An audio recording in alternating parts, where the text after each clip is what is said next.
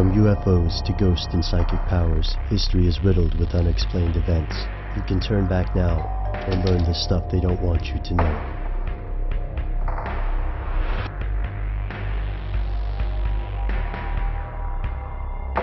Here are the facts.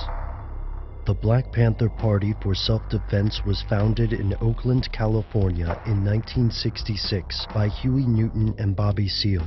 They originally wanted to protect local residents from police brutality. As the party evolved, its goals expanded. The group called for nationwide changes meant to combat racial inequality in the United States. By the late 1960s, the organization had over 2,000 members. Critics of the party saw the organization as a racist hate group, while supporters agreed with its push for equality, if not its violent methods. The federal government considered the Panthers terrorists. In the FBI's estimation, the Black Panther Party was an extremist group that advocated the use of violence and guerrilla tactics to overthrow the U.S. government. Neutralizing the Panthers and other political dissidents became a #1 priority for the FBI. But how far would the government go to prevent the spread of subversive elements? Would they, in fact, break the law?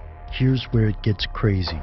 Yes, in 1956, the FBI formed a secret program called COINTELPRO to combat subversive political organizations. This series of secret operations focused on several major groups: Communist, Socialist, the Ku Klux Klan, Black Nationalist, and others. The Panther Party was not originally one of the FBI targets, but by 1968, J. Edgar Hoover considered them the greatest threat to the internal security of the country. By 1969, the Panthers were one of COINTELPRO's primary targets, and the FBI attempted to weaken the group through a number of means. The FBI was primarily concerned that this group might unify with other similar organizations. To prevent this, the FBI engaged in numerous acts of widespread surveillance, wiretapping, mail fraud, extortion, and more. The COINTELPRO operations weren't public until 1971, meaning that for decades these programs functioned without public scrutiny and with virtually no congressional oversight. In 1976, the Select Committee to Study Governmental Operations, better known as the Church Committee, found that the FBI had violated the law in several COINTELPRO operations. While the stated aim of COINTELPRO was to prevent violence, some of the FBI's actions during this time arguably promoted violence between the Black Panthers and rival organizations such as the United Slaves and the Blackstone Rangers. The FBI also worked to prevent prominent party members such as Fred Hampton or Bobby Seale from making public appearances. According to Noam Chomsky, COINTELPRO eventually expanded to include political assassinations. Is there any truth to this claim?